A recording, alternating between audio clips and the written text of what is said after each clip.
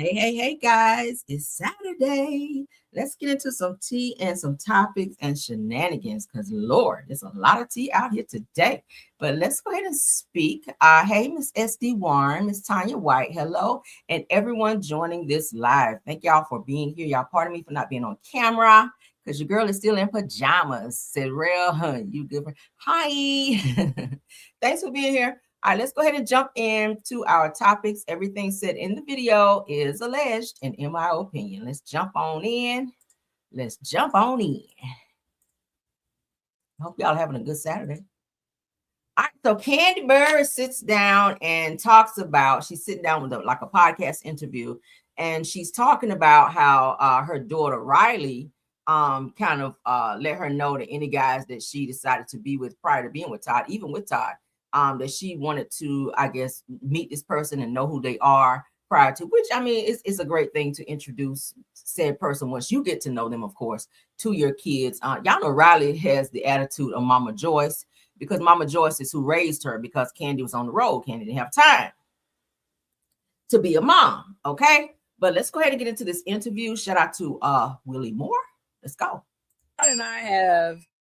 We have done so much together and taken things to the next level together with the businesses that we've started together, with the projects that we've done together. It's like, yeah, I would trade my husband for nobody. You know what I mean? Like, I don't care. Like, realistically, you know, I've been there, done that. What you saying? Dated a guy that had millions and millions of dollars or whatever, and that situation didn't last because, you know, like most, you know, they feel like, oh, okay, they got everybody trying to come at them at the same time, and they feel like they got money, they could just do this and do that. They never be loose, man. You know what I'm saying? I get with you and I can get with you. They know they'll be with you, but then they'll be with everybody else too. So what y'all think? Todd and I. So let's one more time. We have done so much together and taken things to the next level together with the businesses that we've started together, with the projects that we've done together. It's like, yeah, I would trade my husband for nobody. You know what I mean? Like, I don't care. Like, realistically, you know, I've been there, done that. What you saying? Dated a guy that had millions and millions of dollars or whatever, and that situation didn't last because, you know, like most, you know, they feel like, oh, okay, they got everybody trying to come at them at the same time, and they feel like they got money, they could just do this and do that. They never be loose, man. You know what I'm saying? Like, I get with you and I can get with you. They know they'll be with you, but then they'll be with everybody else too. So this interview just dropped 17 hours ago. Candy says she wouldn't trade her husband. This is a new interview. This is recent. So is something happening behind the scenes that we don't know about? Maybe a reconciliation? Because I said, hey, just because a person files for divorce doesn't mean that they're going to divorce. A lot of times they file to wake a person up. Let's take a example of Judge Mathis and his wife. She filed for divorce and they were married for 30 or so years, and she spun the block and he spun the block and he realized he didn't want to lose her. And they wound up working it out and being together. In this interview here that Candy was doing, she talked about dating guys who had millions of dollars. I always kind of felt like maybe Candy doesn't really want to be with a man who has that much money or more money than her, because then she feels like they can do what they want to do and be with who they wanted to be with. It sounds like in her relationship with Todd that she had a lot of insecurities as far as him going places and him probably seeing women behind her back, which they're saying he was definitely cheating. We know he was only worth I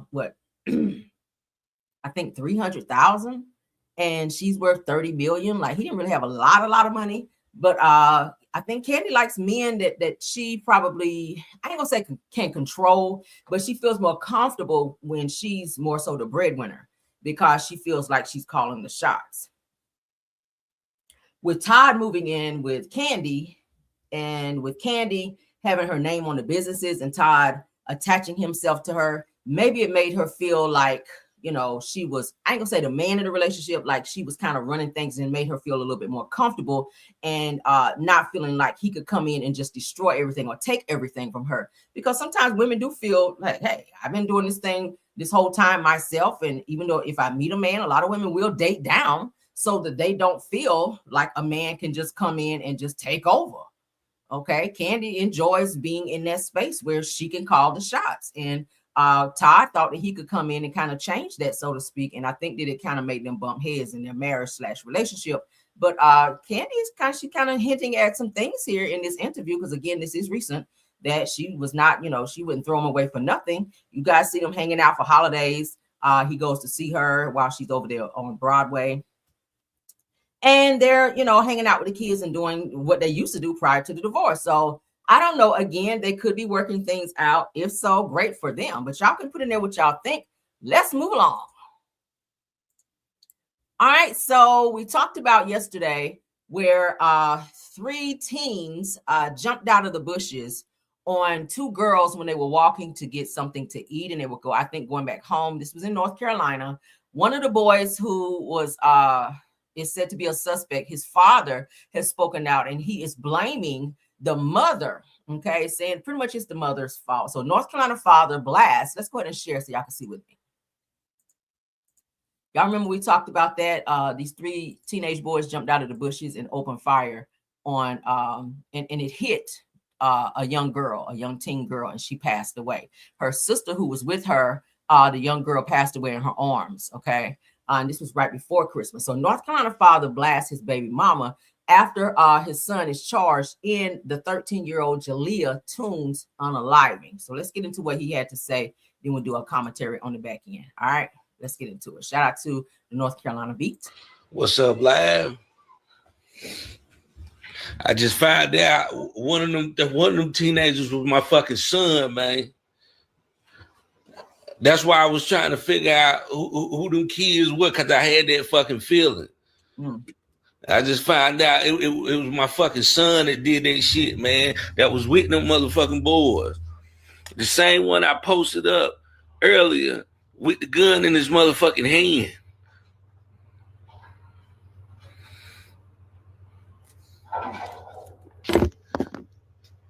And nobody told me shit. Nobody on his mama's side told me shit. And he was just down here. I just had my fucking son with me, trying to get him to do right. Go to Kid's ass to school, man. What's up, live? Let's continue. So it sounds like the father was trying to intervene to do what a father's supposed to do. Let's continue, though. I was gonna turn him on to the fucking business and every fucking thing, but no, his fucking mama. His mama helped his ass run away and go the fuck back to Goldsboro just to catch a fucking murder charge. And I'm telling you, I'm calling down there. His mama I should go to. His fucking mama should go to. Her name is Dominique fucking Smith. Ooh. She used to stay in Jefferson motherfucking Court. She knew that boy was out there hanging with them gangs. She knew that boy wasn't going to school. She knew that boy was out there doing that shit that he was doing, and she was allowing that shit. She was allowing that shit until it was about to get her ass locked the fuck up. And that's when I had to go down there and get him. And he stayed with me for about a good 3 months before he ran away.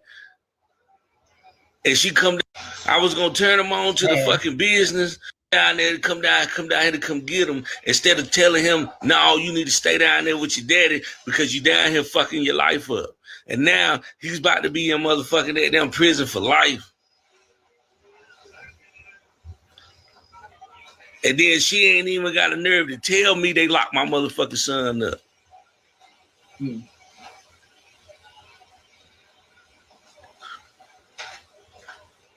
Nobody that fucking knows, that knows me on her side called me to let me fucking know anything.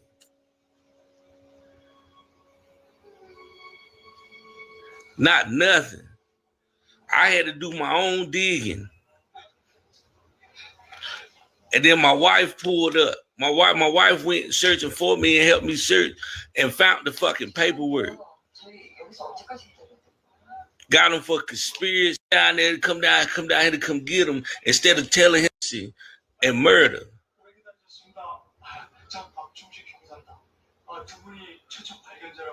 And that's fucked up. Okay, so it sounds like this father was trying to be just that, a father. He said, hey, I just had my son. It sounds like if the mother could not control him and keep him off the streets, then probably she should have just let him go and stay with his father so that he could give him that tough love and steer him in the right direction, because now he's destroyed his entire life from trying to be in a gang, and he's unalive or is a part of unaliving someone, a young girl, and he's ruined his whole entire life. Okay, so on Christmas Day, Mansell Robinson posted an emotional Facebook video saying that he had just found out that his son was involved in the unaliving of a 13-year-old Jalea Toon, and claims that his child's mother never even bothered to tell him. Now that's some nasty work, because he is the father, and especially if his son is facing some serious charges like this, he definitely deserves to know.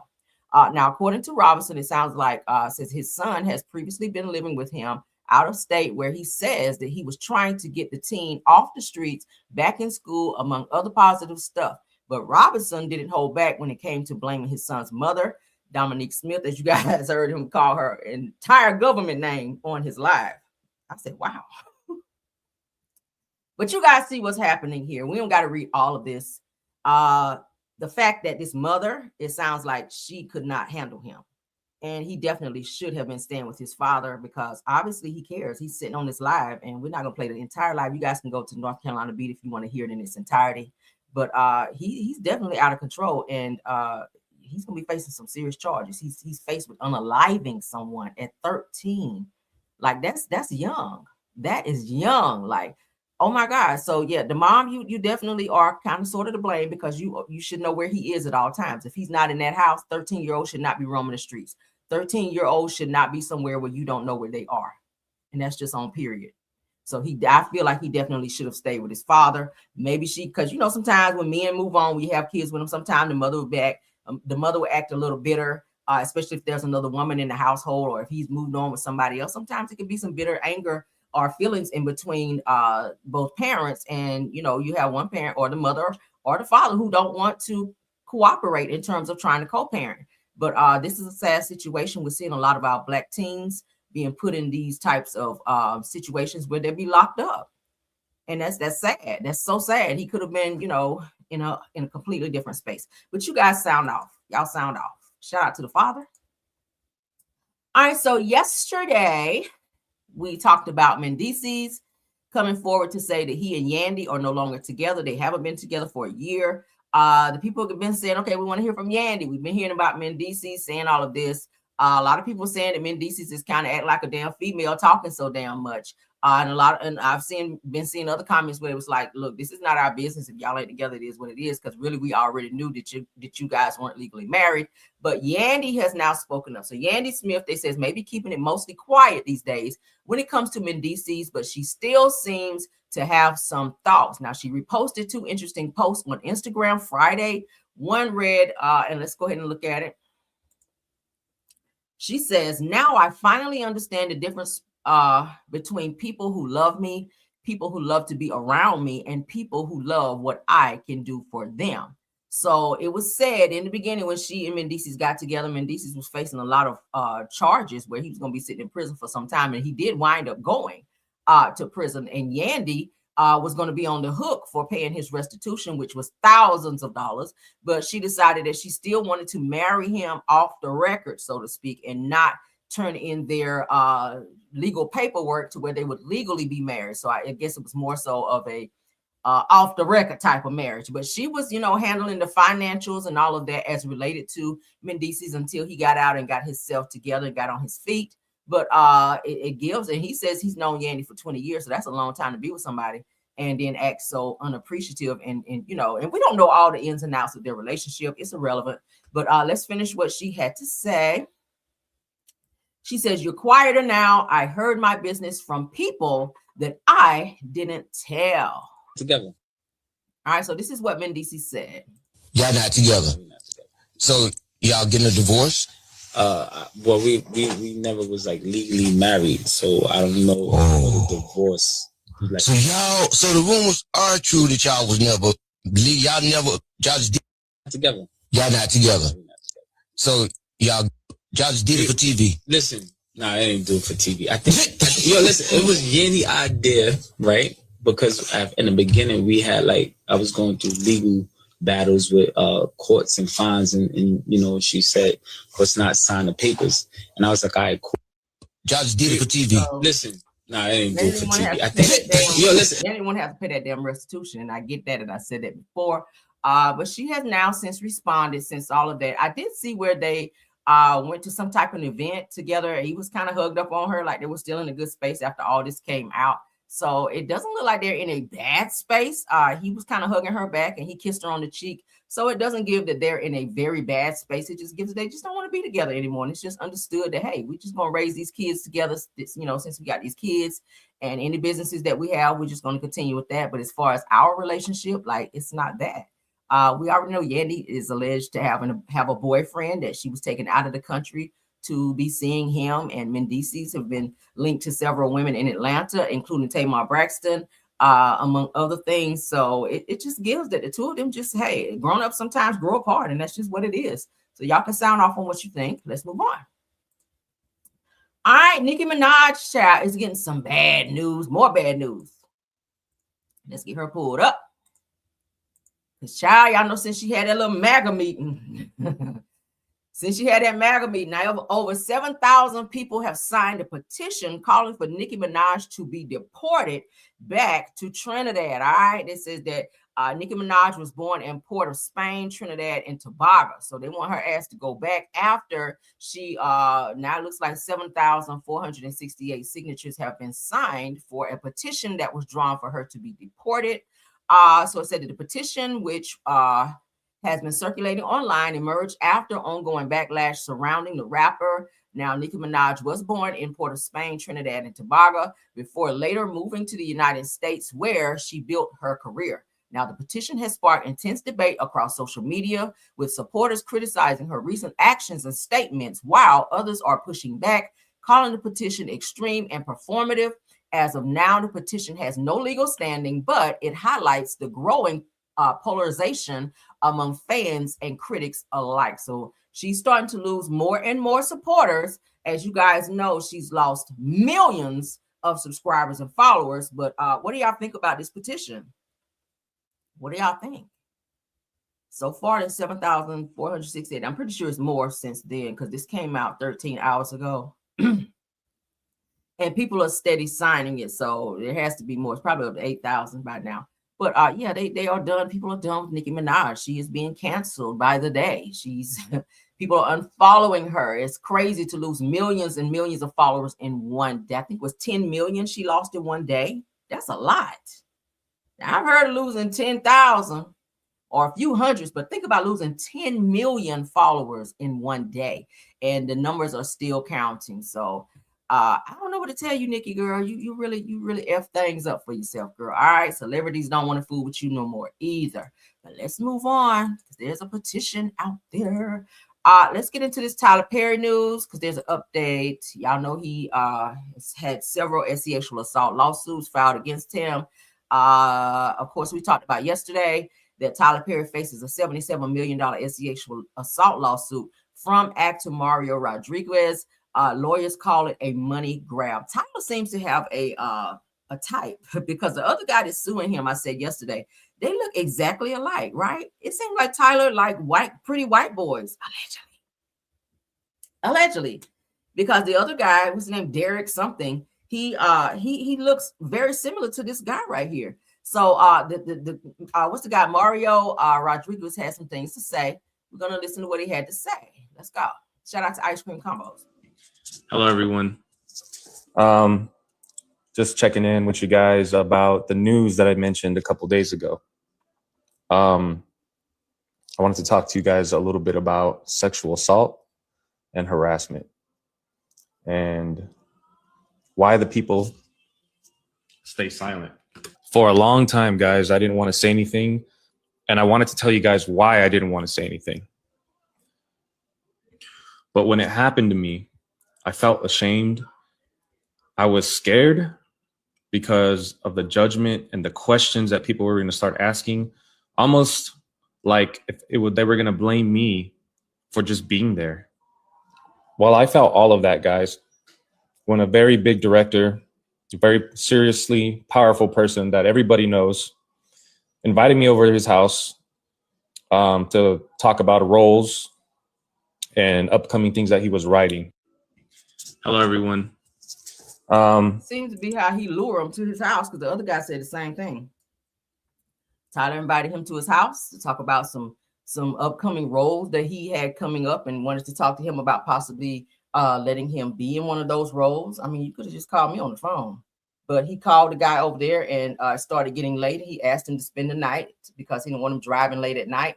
But that's the same way that he says that Tyler came on to him, inviting him to his house to talk business, and it turned into something else. So the stories do sound similar, but let's continue because he's still going. I was telling myself, like, man, like all of my dreams are coming true right now. Like my opportunities at my front door right now.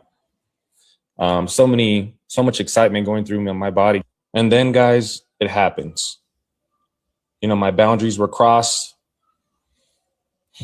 You feel like this person feels like they got power over you because of the situation and the opportunity that presented itself in front of you. And then you and how fear can somewhat keep you quiet and keep you silent. Well, I stayed quiet and getting it out there and talking about it, most importantly, then so be it. And I just want to apologize once again, guys, because I'm sorry I can't really talk about more than what I've talked about right now, but I will be giving you guys an update very soon about the whole situation that happened in detail. So stay tuned. And thank you guys for hearing me out. I appreciate it. Again, they all look alike and their stories all sound the same. Tyler, they're saying that Tyler used his power and the fact that he could get them in different roles. I told you guys the other guy was just like a waiter, and he gave him a role just out of the blue. You know, he told him audition, he just gave it to him. I feel like because he probably had some type of an attraction, and he invited the guy to his home. And the guy said that Tyler started coming on to him and was touching him in ways he didn't want him to touch him. He felt uncomfortable. And it just went downhill from there. He got into bed with him and trying to, you know, touch him all in different places. I was just like, wow. So now this guy is saying the same thing. What do y'all think? Again, yesterday I said I didn't want to believe it, but if everybody's saying the same thing, there has to be something. And I said yesterday, maybe Tyler Perry just need to get some damn help, because we do have a lot of these higher ranking people in the industry who will use their money and power in order to do things to people and try to pay them to be quiet, or use their high-powered lawyers to silence them. So we've seen this a lot of times. And Tyler Perry, like I said, you got multiple lawsuits against you for the very same thing. And we said the same thing about Diddy. A lot of people say, I don't believe that about Diddy. I don't believe that about R. Kelly. Well, damn. Do we have to see a video of somebody getting beat up like we did with Cassie before we believe that something is off with a person? But as you guys can see here, Tyler Perry is facing a new $77 million sexual assault lawsuit filed by actor Mario Rodriguez, who alleges unwanted advances and promises of roles. Okay. So Perry's legal team strongly denies the claims, as they did in the other lawsuit, calling the lawsuit rather a money grab. Okay, same shit. Says that this is now the second major lawsuit involving similar allegations against Perry this year. Now, actually, this is really not the second allegation. If you guys remember, thank you guys for putting it in the chat. What's the guy, Christian Keys? He was talking about a similar situation where he says that said person, which was alleged to be Tyler Perry, says, hey, I don't want to touch you. That, you know, I just want to look at you, like wanted him to drop his clothes. He said, I won't even touch you, I promise. You know, and I'll buy you whatever car you want or whatever. So I was just like, damn, that's weird, right? And he says he has recordings of said person if they try to come out and lie about it.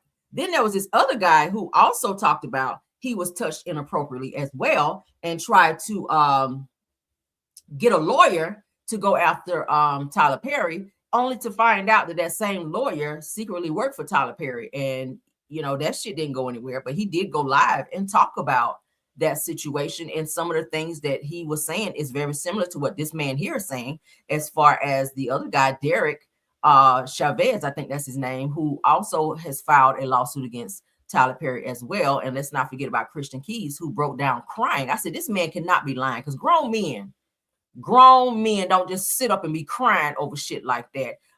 You could tell that his manhood was definitely questioned or almost violated. You know, when another man come at you that way, he says, I'm not that way at all. I like women. So for another man who appears to be your boss or has this much power comes at you in that way, it just makes you feel like you don't have any protection, or that you can't say anything, especially when they're throwing money your way to silence you. Like, something definitely needs to be done. I hope that this man can get some justice if this happened. Okay, let's move on. Again, shout out to Ice Cream Combos. Let's get into this Tyrese news, child, because Tyrese is saying that he just officially got divorced. He's feeling liberated from his ex-wife, Samantha Lee, who had him locked up for not paying child support. So Tyrese says that that his divorce from Samantha Lee is finally final, and he's feeling liberated. Let's get into some things he had to say, because he's sharing what he's going to be doing in the new year, and he's getting ready to have an all-white party to celebrate. But you were just telling the judge you didn't have said money to pay her for you know, child support that you owe, that you were behind on, but you getting on social media telling every single move that you about to make that's money related. So don't wind up with your ass locked up again, Tyrese. So Tyrese says, a testimony so life-changing that I refuse to keep to myself. He says that I'm about to have a white party so legendary in Turks and Caicos, even the horse will have to be dripped in all white. After 4.5 years, nearly $2 million plus in legal fees, surviving one of the most emotionally draining seasons of my life, still showing up, still creating, still loving. I'm sorry, I ate something spicy. Still loving and still a great and present father. Let's continue. Through the storm, I released Beautiful Pain, Tyrese TV, an album that I'm still amazed that I actually finished. He said, endured almost 50 million worth of public scrutiny, PR damage, and reputational attacks tied to the divorce and child support battles the whole world got to witness. And that's because you put us in your business. We wouldn't have known if you ain't go live about the shit every day. Says that this Christmas, I spent it alone, not because I wanted to, but because I simply couldn't bring my whole family together under one roof and do it on the level I'm used to doing it on. Child. He says the daughter were still spoiled. He can't write for shit. And that truth humbled me deeply. He says, but if you know anything about life, setbacks are just setups. Passport in hand, divorce is finalized, love still locked in on real levels with Zelly. He called her Gibson, but her last name is Timothy. So it gives that he might be trying to get ready to marry her since he's now finally legally divorced. Because she's only been with him like, I want to say like a few years now. And they've broken up multiple times because he's had his crazy antics. But anyway, he goes on to say, first stop, Turks and Caicos, birthday and New Year's 2026. Next, Doha, Qatar, January 23rd. He's going from Dubai to Africa to Maldives, how you say it. Then the Grammys, the Oscars, Vanity Fair after party. He's just telling all his damn business. Like, do you have a Tyrese, damn. So he said Capricorn season, birthday December 30th, and New Year's Eve 2026 birthday celebration, legendary white party that will hit on new levels. As the word says, you prepare a table before me in the presence of my enemies. My cup overflows. Psalms 23:5. Oh my God. This is like a novel. Let me see. All right, so let's finish. All right, so he goes on to say, I'm walking proof that the cup still runneth over. The truth bag stayed tucked while lawyers was on the prowl. Says that I feel liberated. Only the real ones out there can truly relate. The devil tried. Thank you, Jesus. I survived. And what's coming next? Watch and see what God is about to do next. Only God could have written it. Thank you, Jesus, for the launch. Praying for you, praying for me. God's not done with us yet. Oh my God. Okay, so this is him happy to finally get his divorce because child, she took him through it. You hear me? And had his ass locked up. So this is the girl that he's dating now, Zelle Timothy. He calls her Zelle Gibson, probably because he's going to at some point marry her. I don't think he needs to get married again. I think Tyrese just needs to date because he always finds himself in some bullshit when it comes to a woman. The wife before that, he had a whole situation with that, child support and all of that. It was a mess. Then he left this girl and got married to another girl, Samantha Lee, and that was a whole disaster where he wound up in jail. Now, this girl here who he's dating, she done broke up with him about 4 or 5 times and went back to him. So they've had some contention in their, or rather tension in their relationship as well. So I don't know. I got to say it's you, Tyrese, because damn. All right, let's continue. This is them. Wherever they are, child. It's beautiful. The background is beautiful. But what do y'all think with Tyrese? Because he's so damn problematic. Moving along. I don't even care no more. All right, so Marlo seems to have this little show that like a fashion type show that she and Carlos have started. I think they've done like a few episodes now. What y'all saying? Says, does that mean that he's gonna stop crying on social media? Says that, what do you want? Child, right? That's all right. I'm sick of him. He stay crying. He gonna be crying again. Watch. But Carlos King and Marlo sit down for their brand new episode of Fashion Face Off that Carlos created for Marlo, because you know she ain't doing shit else. She was having some money issues, so I don't know if Carlos is sliding her some little money under the table to help her out. But she is doing this little show with him over on Patreon that's called Fashion Face Off, where they, you know, talk about different celebrities and their fashion and what do you think about this person. Just a little same old messy bullshit that Carlos loved to be in. And the messiest person to be involved in it is Marlo. But she looks good here nevertheless. I do love this curly look on her. This is giving, so shout out to her for that. But let's get into what they had to say. Shout out to the Carlos King. Me Marlo. Love the Shirley Temple curls, honey. Not Shirley Temple. Not Shirley Temple now. You look so good, Carlos. Hey, listen, in case the girls haven't seen it, child, this is amazing. Is that after the lipo? ready for this jelly, girl. I am ready for the jelly. Let me see who is serving fashion. Queen Nene Leakes, honey. Look, what I love about this look. I love it. You need DM me that piece. Tyra Banks wore this recently at an event. You know what that's giving me? Cadillac Records. It's not giving you Cadillac Records when you see it. Not love the wig. I don't. It is giving me George Washington tease. Yeah. It's just not done correctly. Oh wait, she looked like him for 2 seconds. Clarissa Shields. Saw that look. Now let me tell you about that look. Did not like the boots and the jeans together. But one thing, I loved her face, Carlos. Emily B. Oh, that's an Aquarius, baby. I think I even commented on that picture. Yes, baby. Emily, when does she go wrong? She'll never do wrong. Emily always. I hate to say this too. Emily looks so much better since her and that guy broke up. About Is it Rihanna? Oh, okay. That's right. Oh, baby. She ate too. She ate. And she ate all that cake and didn't leave any crumbs. She ate that. She felt good. She looked good. Yeah, she looked good. And especially Justin had her baby too. She looked good, baby. William Bush Harris from Married to Medicine. Now, you know, this is what I'm saying. First of all, I look like a correction officer, somebody on the yard in prison. What correction officer? Head over to my Patreon account. That's Patreon. Why she said, Toy, you look like a correction officer? I was going to say I wouldn't wear.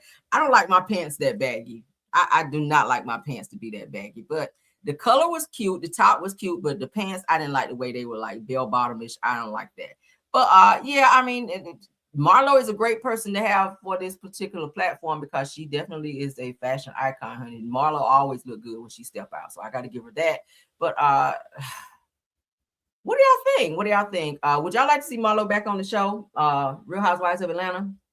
I feel like Marlo did her best on the show when she was on there as a friend capacity. When they bumped her up to getting a peach, I just think that she kind of got lost in the sauce a little bit. I don't think that her storyline was strong enough for her to get that peach to be a regular cast member versus a supporting cast member to just kind of stir up the drama as we all knew her to do. But maybe, child, just maybe they will spin the block on her and maybe she'll come back to the show. I don't know. I know she said she was open to coming back to the show on another platform that I saw. But again, that's nice of Carlos to put her on a platform so that the people won't forget about Marlo, okay? Because she is a force to be reckoned with, honey. She is a shit starter, and that's exactly what's needed to keep ratings up. Okay, moving right along. Say no Marlo for Real House.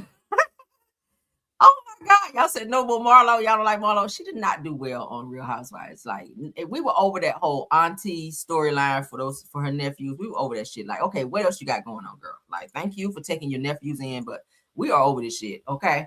All right, so let's get into some Cardi B and Stefan Diggs news. You guys know he spent the Christmas holidays rather, with his kids. You know, he has like 3-4 other kids, honey, outside of Cardi, that are all under a year old, as I showed you guys on yesterday. But Cardi made a very interesting post, and a fan dropped down under her post on Twitter to respond. So Cardi says, seems like the ghetto always find me. Yuck. So a lot of people didn't know what the hell she was talking about.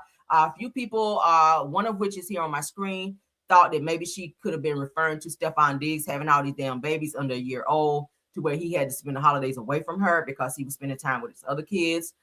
So this person named God says that I can't imagine being at home with my newborn and my baby daddy somewhere else with his other newborn. Like, oh my effing goodness. Okay. What do y'all think about? That is a hot mess. I ain't gonna hold you. And I said yesterday, a lot of people were saying, and even on Twitter, in some of the comments, because I do take time to read the comments, because child, that's where the real party be, in the comments. But a few people were saying, like, Cardi, really, you should have just stayed with Offset, girl, if you were going to get with Stefan Diggs and deal with his bullshit. Like, girl, because he out cheating and doing the same shit that Offset was doing. The only difference is that you guys are just, you know, kind of in love right now. But at the end of the day, like, it's giving like, I wouldn't want to put up with that bullshit. So what do y'all think? What do y'all think? What do y'all think? It was something else I wanted to show y'all. It was something else. Hold on. It was something else. Did I save it? Did I save it? Y'all give me 1 second. Give me 1 second. It is something I wanted to show you guys. Okay. Yeah, let's keep going. I can't find it. I'll have to look for it later. But anywho, but yeah, so it says that there's a lot going on with Stefan Diggs and his new fam. Says that the internet reacts and gives insight to Cardi B's negative comments before she deleted her post, okay, saying yuck. Said kind of heard this song before, wishing all the best for the new year though. So a lot of people were thinking that maybe she was talking about Stefan Diggs being out here with all his, baby mamas, because he has many, including Cardi. But a lot of people were just saying, hey, Cardi girl, that's kind of not an upgrade. Like, he is finer than Offset. You can give him that. His money is longer than Offset's money as well. But at the end of the day, he does like to sow his royal oats like all over the place. And obviously he's not using protection because he has multiple children, like I said, all under the age of 1, which is a lot. It just shows that you jumping from bed to bed to bed to bed to bed, child. But he is seen out a lot with Cardi. But in terms of all of this other shit going, it gives that maybe their relationship is that she doesn't care that, that he has these other women, as long as when he's with her that he respects her. I don't know if I could feel like that about a person that I'm interested in, but if Cardi like it, I guess I love it. Okay, moving right along. Let's continue, child. Craig Mack. We're gonna get into Craig Mack, but there was a post that I wanted to share with you guys because we were just talking about Lamar Odom on yesterday, you guys.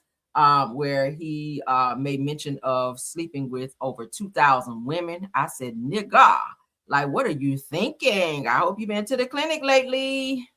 Give me 1 sec. Let me go ahead and upload this new thing that I found on Lamar Odom because he got bigger problems than that. Give me a second. Because he done got put out of his damn place, y'all. He done got evicted for non-payment of rent, Lord. Hold on. Here you go. Here we go. Yeah, I don't want that one. Hold on. Yeah, he got put out of his place because he wasn't paying his damn rent. So he was in an LA mansion that he was leasing, it says, but he got evicted from his LA mansion. All right, so because he wasn't making the damn payments. So let's go ahead and share that. Let's move it here. All right, let's share. Because child, he done ran through his money. There's no way. They said he at some point in time touched $100 million or was worth $100 million. So how the hell you go from that to not having a damn place to stay and can't pay your rent? Child. So Lamar Odom evicted from LA mansion after allegedly not making any payments since December. So this was since December of last year, it gives. Let's go ahead and get into it. So Lamar Odom now has another hurdle to overcome. The 45-year-old former Hooper recently got evicted from his Los Angeles mansion after failing to make any payments. The New York Post reported that the two-time NBA champion moved into his now former residence in December of 2024 and agreed to pay $15,000 on the first of every month in rent. My thing is this, nigga, you are worth how much? You worth, they said he was worth at one point $100 million. So why the fuck are you renting a house? You should be owning a house at some point. This is what I don't get with these damn athletes. Like, y'all should own. Why are you renting? Like, that's absurd. Buy you a home. Why are you renting? Again, let's continue. $15,000 in rent, that's throwing money away. I would never.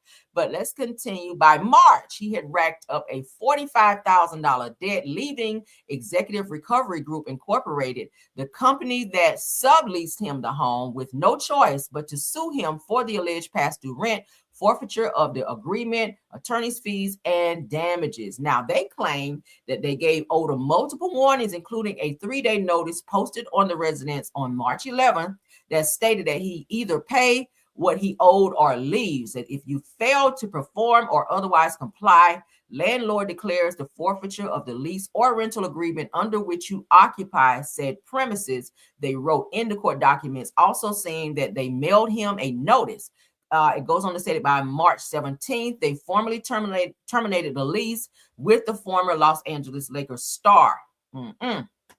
Now, says that the courts ruled in favor of Executive Recovery Group Incorporated on April 28th after not getting a response from Lamar Odom. So he didn't respond.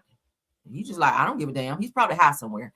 Said that they awarded the company possession of the Los Angeles mansion and ordered Odom to vacate the residence. They said it is currently unclear where he resides, and his team has yet to comment on the matter. Now, Lamar Odom's life has been riddled, as you guys know, with controversy over the past decade or so. Said that he went from the top 6 man in the NBA to suffering from a drug abuse and retiring in 2013. His marriage to Khloe Kardashian fell apart, and he has several health issues, specifically 12 strokes and 6 heart attacks. You guys hear that? So he really had a very hard time, but since he retired in 2013, it gives that his money's been a little funny and he's not been able to regroup since then. So he did lose his home. Golly, $15,000 a month is a lot. I'd have been putting that shit in a home that I own if I were him. But yeah, so that's the update on Lamar. So let's get back into this topic with Craig Mack that I want you guys to see, because his wife has spoken up and we want to take a look at it. What y'all think? What y'all think about Lamar, child? All right, so let me get this up with Craig Mack's wife. Y'all know who Craig Mack is, who he was signed to Bad Boy. He had the song Flavor in Your Ear. That song is still hot. I ain't gonna hold it. They play that shit right now on my dance. But Craig Mack's ex-wife claims that the rapper was purposely infected with HIV as part of a setup. All right, let's get into that, because y'all know he at one point joined like some cult right before he passed away, and he didn't want to tour with Bad Boy anymore. A lot of that had to do with money that he says he was owed by Bad Boy and Diddy, and some of the deals that he says that Diddy did, which were very, very bad deals that really hurt his pockets. So he was just not trying to be in the industry no more. He just gave up on being in the industry, and he did not any longer want to be signed with Bad Boy. But let's go ahead and get into what his wife had to say, because she's telling a lot of tea that I ain't even damn know. So Craig Mack's ex-wife says that his death was a setup, said a woman was sent to him. This could be a Diddy move, because it sounds like everybody that turned against Diddy always wind up unalived or something happens to them. But let's get into what she has to say. Right to be mad. But I do want to go back to a comment you made earlier about Craig Mack being sick. Is it true that he had AIDS? The truth is, myself, nor our children, our 2 that we have together, we did not know that Craig had AIDS until roughly 14 days before he passed. Wow. The kids knew he had been sick but no one told us, no one told them what was wrong. And when my children found out, they called me and told me because they were very upset as to what happened. I don't know, but speaking with the coroner down there after his passing, the coroner said Craig had probably been sick between 10 and 11 years. Wow. Unmedicated. You're right to be mad. But I do want to go back to a comment you made earlier about Craig Mack being sick. Is it true that he had AIDS? Let's keep going. All those years. Why? I don't know. So if you do the math, that puts him back in New York when he got sick. How he got sick, we have some speculations, but I'm not at liberty to discuss those right now due to my attorneys telling me not to talk about it. Sounds like you feel like somebody intentionally gave it to him. Yes. I believe him getting sick was something that was intentional. Craig was a very heterosexual man. He liked women. He liked the company of women. So when people were saying, oh, he was gay, he wasn't gay. All those years. Why? I don't know. So if you do the math, that puts him back in New York. Let's continue. Someone got to him. Craig told a friend who is down in South Carolina. He told him, he said, hey, do you still want to be in music? And the gentleman told him, yes. He's younger than Craig. He told me, his exact words were, Craig told him, well, if you want to be in music, be careful, because they will put someone with you and they'll poison you. At that time, when he told him that, he had no idea Craig was sick with AIDS.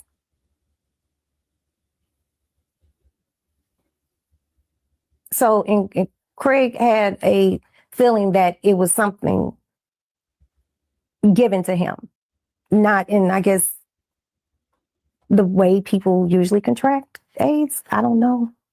You feel like a woman was sent to him? Yes, I do. Someone got to him. Let's continue, John. This is deep. I do believe that. I do.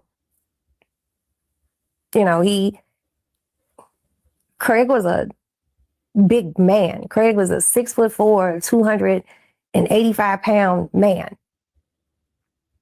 He could pick up things. He was strong. He was a man's man type of dude. Paul Bunyan, it's just it makes me mad because we are in the process of getting answers.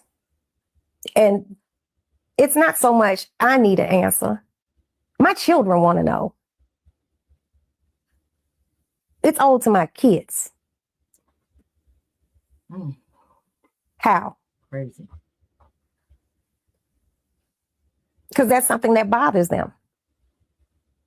If their father had been an intravenous drug user, sharing needles, they would know the probability of him getting sick from that. But this was just like out of the blue. The kids were there prior to getting older and leaving, and their dad had been having bouts of sickness. When I spoke with him last, he told me he had gout. Gout and AIDS is not the same. That shit crazy. So if somebody went up to him and stuck him with a needle or something, or he could have been at a party. Y'all know how they say those Diddy parties were, how they were putting shit in people's drinks. And I'm just saying this is hypothetical because I wasn't there. I don't know. I'm just shooting off the top of my head. He could have gone to a party because he was around Diddy and his people.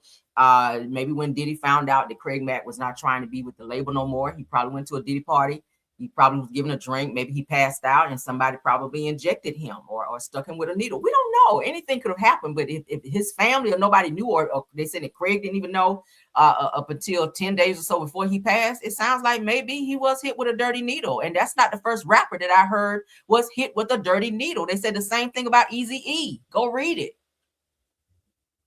The same thing was said about Eazy-E. They were saying that they did not think that he just got it by being with many women, that they felt that a dirty needle was inserted into him. And notice he passed away very quickly after they found out he had AIDS. So this stuff, I feel like actually happens. This is not the first time that I've heard of dirty needles being planted or being, injected into someone and someone being sick for whatever reason. Let's continue, because we also heard about Kim Porter when she was passing, when they found out she was passing away. They tried to say she was passing away, from pneumonia, but then again they said that they saw blood drippings, which indicated that she was punctured in some type of way. So what was it?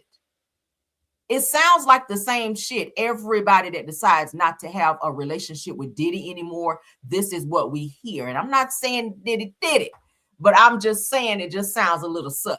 Let's continue. And I told him, Craig, you don't have to listen to what this white man is saying. Take your ass to the doctor. And he said, I'll see. Craig never went to the doctor. Something that men don't like to do anyway is go to the fucking doctor. But let's continue. But I believed him when he said he had gout. It's not unusual for someone his age, being African-American, to get gout. I know a few people with gout, but they go to the doctor, but he just didn't go. So he knew that he had AIDS and he didn't treat it? From what I understand, my kids and I, we don't know what he was taking, if anything, but he couldn't have been taking anything. That's insane. Because by the time he got really, really ill, from what I was understanding, even if he had took medicine, it wouldn't have helped him. It wouldn't. Because he had full-blown AIDS at that time? Yeah. Mm. Yeah. Sad. And respectfully, you and your kids, y'all clean, right? Y'all didn't get it, right? No. Craig had contracted AIDS after he and I had broke up. And I had my children, they're fine. And then I went on to have 3 other children, and they're fine. So no, I don't have it. My children don't have it. Listen, my kids and I, we don't know what he was taking, if anything, but he couldn't have been taking anything. Because by the time he got really, really ill, from what I was understanding, even if he had took medicine, it wouldn't have helped him. Mm. It wouldn't. Wow. Because he had full-blown AIDS at that time? It was isolated with him.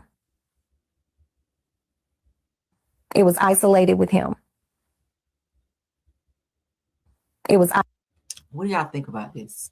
Let's go ahead and read a little bit. Shout out to Art of Dialogue. Again, if you guys have not watched any interviews on Art of Dialogue on YouTube, I don't know what you're doing with your life. Art of Dialogue really does have some good interviews over there. And I stay over there. I love watching interviews where people just be so transparent and tell some things, especially like industry stuff that I didn't even know. And I try to stay very well versed on that.